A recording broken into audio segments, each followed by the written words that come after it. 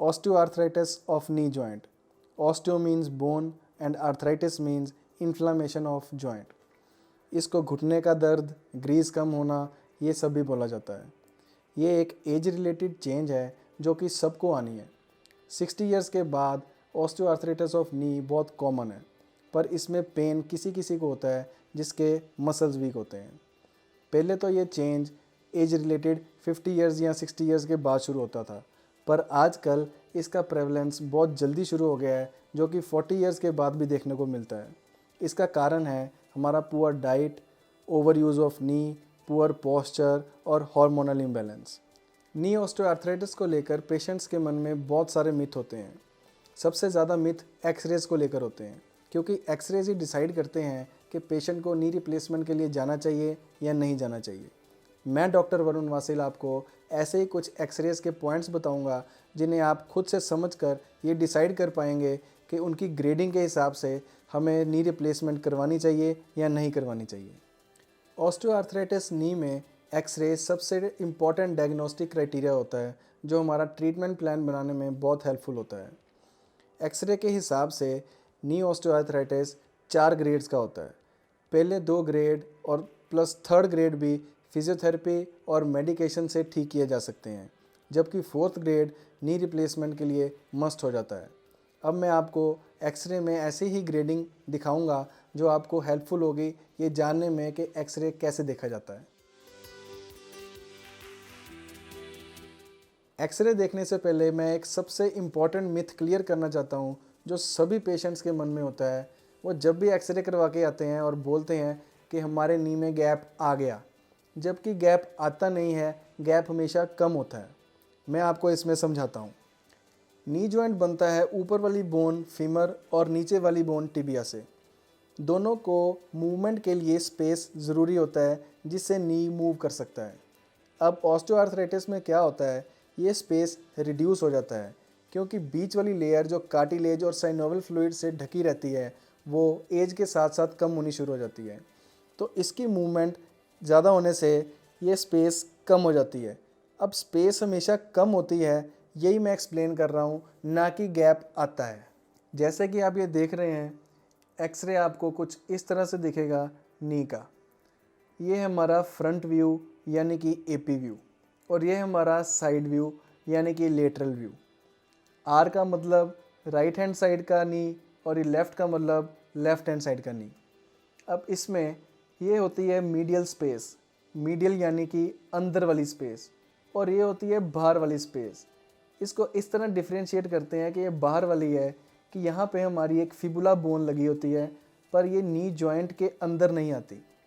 अब इसमें ये शेडो आपको दिखेगी पटेला की, ये वाली, पर पटेला यानी कि चपनी, जिसमें हम पंजाबी में चपनी भी बोलते हैं। अब चपनी जो है वो हमेशा हमें साइड व्यू में यानी कि लेटरल व्यू में दिखेगी, इसीलिए हमें लेटरल एक्सरे भी करवाना पड़ता है कि ताकि हम चपनी की मूवमेंट देख सकें कि पेन उसकी वजह से तो नहीं है। अब हम आते हैं अपनी ग्रेडिंग की तरफ। तो ये एक्सरे है एक 40 इयर्स की फ़ीमेल का, जिसमें हम ग्रेडिंग देखेंगे।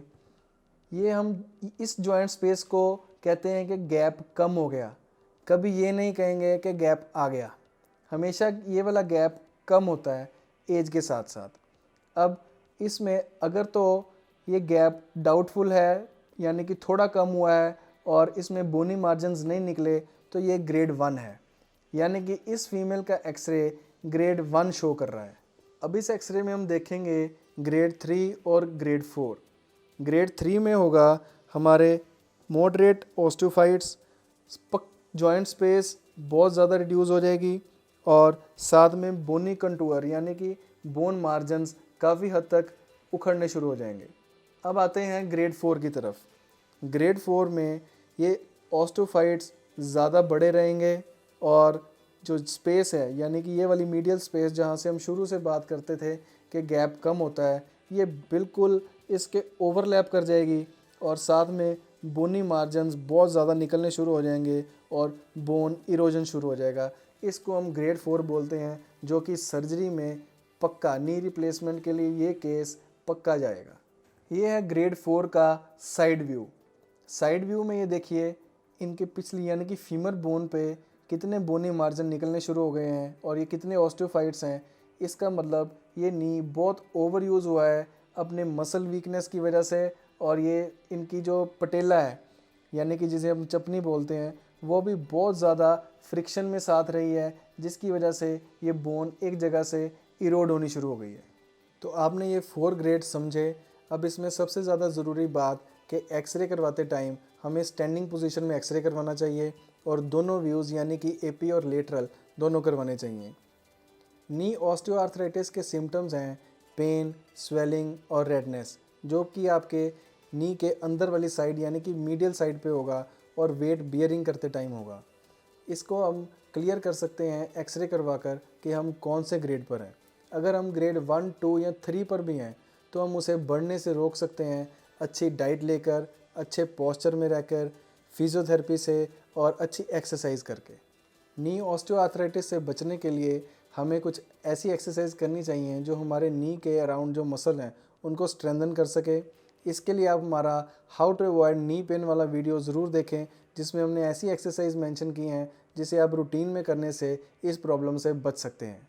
नी पेन को लेकर या अपने एक्सरे को लेकर अगर आपके मन में कोई डाउट है तो आप मुझे कमेंट सेक्शन में क्वेश्चन कर सकते हैं या आप मुझे ईमेल भी कर सकते हैं जो इस डिस्क्रिप्शन बॉक्स में दिया है।